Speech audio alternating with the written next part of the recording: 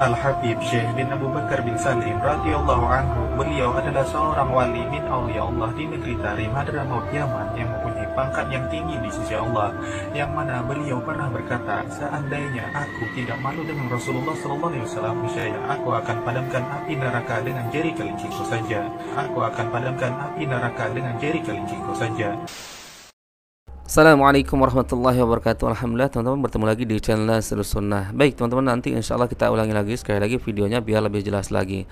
Namun sebenarnya di awal tadi sudah bisa kita tangkap teman-teman maksud dari video tersebut, yaitu sebuah kedustaan luar biasa teman-teman, dimana ada seorang bercerita tentang karomah wali, yaitu katanya wali tersebut mampu memadamkan api neraka jahanam dengan kelingkingnya saja teman-teman.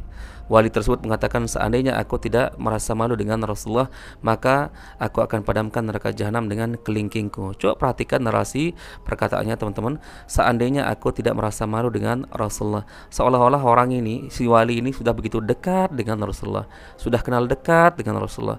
Ibaratnya kita teman-teman sudah begitu dekat dengan sahabat kita, atau mungkin kita satu bangku di sekolah, seolah-olah merasa seperti itu. Akhirnya si wali mengatakan, seandainya aku tidak merasa malu dengan Rasulullah, maka aku akan padamkan neraka jahanam dengan kelingkingku. Coba kita minta mana wali tersebut, saya menyalakan api kompor atau api kayu bakar biasa saja teman-teman, coba padamkan dengan kelingkingnya. Saya mau bukti Demi Allah teman-teman, ini adalah kedustaan, ini adalah khurafat, dan berhati-hatilah orang yang menyebarkan video tersebut, yang menyebarkan perkataan tersebut. Maka kamu juga yang menyiarkan perkataan dusta tersebut adalah termasuk pendusta.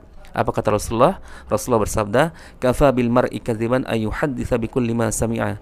Cukuplah seseorang itu dikatakan sebagai pendusta karena selalu menyebarkan apa yang dia dengarkan. Maksudnya teman-teman, ketika antum mendengar sebuah perkataan, baik itu dari ustadz, kiai, para ulama, maka sebaiknya teman-teman perhatikan dulu. Kalau si ustadz, si kiai, si ulama ketika menyampaikan sebuah perkataan, kemudian dia juga menyebutkan landasannya dari Al-Quran dan Sunnah atau perkataan para sahabat, maka insya Allah bisa kita percaya. Nah, coba teman-teman sekarang bayangkan, apakah teman-teman yakin dengan perkataan seorang wali tersebut? Seandainya aku tidak merasa malu dengan Rasulullah, maka aku akan padamkan api neraka jahanam dengan kelingkingku. Coba teman-teman kita lihat videonya sekali lagi, ini dia. Al-Habib Syekh bin Abu Bakar bin Salim radhiyallahu anhu, beliau adalah seorang wali min aulia Allah di negeri Tarim, Hadramaut, Yaman, yang mempunyai pangkat yang tinggi di sisi Allah, yang mana beliau pernah berkata, seandainya aku tidak malu dengan Rasulullah SAW, niscaya aku akan padamkan api neraka dengan jari kelinciku saja. Aku akan padamkan api neraka dengan jari kelinciku saja. Antum semua pasti ingat atau sering mendengar, yaitu ketika diceritakan oleh Ustadz Kiai Ulama tentang kisah Nabi Ibrahim alaihissalam ketika dilemparkan ke dalam kubangan api yang begitu besar. Bahkan dikisahkan, yaitu tumpukan kayu yang dinyalakan untuk membakar Nabi Ibrahim itu disusun beberapa hari teman-teman, tidak langsung hari itu. Artinya disusun kayunya setinggi mungkin untuk membakar Nabi Ibrahim. Nah, ketika Nabi Ibrahim alaihissalam dilempar ke dalam kubangan api yang begitu besar yang sudah menyala teman-teman, dengan sebuah manjanik atau ketapel besar, yaitu dihususkan untuk melempar manusia teman-teman. Maka apa kata Nabi Ibrahim alaihissalam teman-teman? Apakah Nabi Ibrahim memadamkan api tersebut dengan jari kelingkingnya? Dan ingat, api yang digunakan untuk membakar Nabi Ibrahim ini tentu bukan api neraka jahanam, dan besarnya dengan api neraka jahanam tentu tidak sama teman-teman. Maka Nabi Ibrahim alaihissalam hanya berdoa, dan ini doa beliau ini diriwayatkan di Sahih Bukhari, ketika Nabi Ibrahim berkata, "Hasbiyallah wa ni'mal wakil." Maka cukuplah Allah sebagai penolongku. Ini yang diucapkan oleh Nabi Ibrahim alaihissalam. Bayangkan, seorang nabi teman-teman pun tidak pernah mengatakan, aku akan padamkan api neraka jahanam dengan kelingkingku. Jangankan neraka jahanam teman-teman, api yang membakar Nabi Ibrahim yang tentunya besarannya tidak sama dengan neraka jahanam pun tidak mampu Nabi Ibrahim alaihissalam padamkan dengan jari kelingkingnya. Justru Nabi Ibrahim alaihissalam berdoa, "Hasbiyallah wa ni'mal wakil." Maka cukuplah Allah sebagai penolongku. Lalu siapa yang membuat api tersebut menjadi dingin teman-teman? Allah Azza wa Jalla. Di mana Allah Azza wa Jalla berfirman dalam surah Al-Qasas kalau tidak salah, surah ke-69 sampai 70, maka Allah berfirman, "Wahai api, dinginlah dan jadilah kamu keselamatan bagi Ibrahim, karena sungguhnya mereka sedang membuat makar kepada Nabi Ibrahim, maka sungguh mereka adalah orang-orang yang akan merugi." Ini yang difirmankan oleh Allah Azza wa Jalla. Tidak pernah Nabi Ibrahim mengaku dirinya bisa memadamkan api, padahal dia adalah seorang nabi, jelas dibakar, dilempar teman-teman oleh kaum musyrikin yang kala itu yaitu geram marah dengan Nabi Ibrahim alaihissalam karena patung-patung sembahannya yaitu ditumbangkan oleh Nabi Ibrahim alaihissalam dan ditinggalkan hanya satu patung besar saja, kemudian dikalungkan kapak teman-teman. Namun ketika terjadi perdebatan, Nabi Ibrahim alaihissalam tanya saja yaitu patungmu yang besar tersebut, bukankah patungmu yang besar tersebut yang memegang kapak tersebut? Maka tanyalah dia, jangan-jangan dia yang yaitu merobohkan patung-patung yang kecil ini. Maka terjadilah perdebatan. Namun karena kalah debat, teman-teman, kaum musyrikin kala itu dengan Nabi Ibrahim, makanya Nabi Ibrahim dihukum dilempar dengan menggunakan manjanik atau ketapel besar di kubangan api dengan bermaksud untuk dibakar, dibunuh. Akan tetapi, apakah di sini pertanyaannya teman-teman, Nabi Ibrahim alaihissalam memadamkan api neraka jahanam tersebut yang digunakan untuk membakar beliau dengan jari kelingking kah, jari telunjuk kah, atau jempol kah, atau apa? Tidak sama sekali diriwayatkan. Bahkan yang ada di situ Nabi Ibrahim alaihissalam berdoa, hasbiyallahu wa ni'mal wakil, maka cukuplah Allah azza wa jalla sebagai penolongku. Dan justru yang mendinginkan api tersebut adalah Allah azza wa jalla. Maka bisa dipastikan teman-teman bahwa perkataan tadi yang dikatakan seorang wali mampu yaitu memadamkan api neraka jahanam dengan jari kelingkingnya, maka ini adalah suatu kedustaan luar biasa. Dan ini sangat mengherankan teman-teman. Kenapa begitu mudah orang-orang untuk berbuat dusta, berkata seperti itu teman-teman? Dari mana landasannya teman-teman? Maka teman-teman di sini saya ingin berpesan untuk diri saya pribadi, kemudian juga teman-teman sekalian, bahwa ketika ingin menyampaikan sebuah perkataan yang kita nukil dari ustadz, kiai atau para ulama, maka berhati-hatilah teman-teman. Tanya dulu si ustadz tersebut dari mana sumbernya. Apakah ada sumbernya dari Al-Quran dan Sunnah, ya? Atau misalkan si ustadz tersebut menyampaikan sebuah perkataan dari seorang ulama, kira-kira perkataan ulama tersebut tidak berseliweran atau tidak bertentangan dengan Al-Quran dan Sunnah atau tidak? Harus ditanyakan seperti itu teman-teman. Jangan asal mengutip. Karena ketika kita menyampaikan sebuah perkataan mengutip dari seorang kiai, ustadz, para ulama, ternyata perkataan tersebut adalah sebuah kedustaan dan bertentangan dengan Al-Quran dan Sunnah, maka ketahuilah teman-teman, maka kita bisa termasuk sebagai seorang pendusta. Sebagaimana yang disabdakan oleh Rasulullah yang sudah saya sebutkan di awal, Rasulullah bersabda, kafa bil mar'i kadziban ayyuhadditsa bikulli ma sami'a. Maka cukuplah seorang itu dikatakan sebagai seorang pendusta karena dia selalu menyebarkan apa yang dia dengar tanpa di cross check dulu teman-teman. Kemudian hadis yang lain Rasulullah bersabda, man salimal muslimuna min lisanihi wa yadihi. Seorang muslim yang baik adalah yaitu ketika orang-orang selamat dari lisan dan tangannya teman-teman. Dari lisan yang termasuk seperti ini teman-teman, ya, bercerita dusta berkaitan dengan karomah-karomah yang sebenarnya itu tidak benar teman-teman, apalagi berlebih-lebihan terhadap seorang wali tersebut, memuji-mujinya, ya, membuat cerita-cerita khurafat berkaitan dengan wali tersebut agar dipuja-puja teman-teman, maka ini tidak benar teman-teman. Berdakwahlah, siapapun antum semua boleh berdakwah semampu teman-teman, semampu antum semua, tentunya harus dilandaskan dengan bukti-bukti yang valid berdasarkan dengan Al-Quran dan Sunnah dan contoh dari para sahabat Nabi dan para ulama yang mengikuti jejak mereka teman-teman. Jangan mengarang-arang perkataan teman-teman, ini berbahaya teman-teman.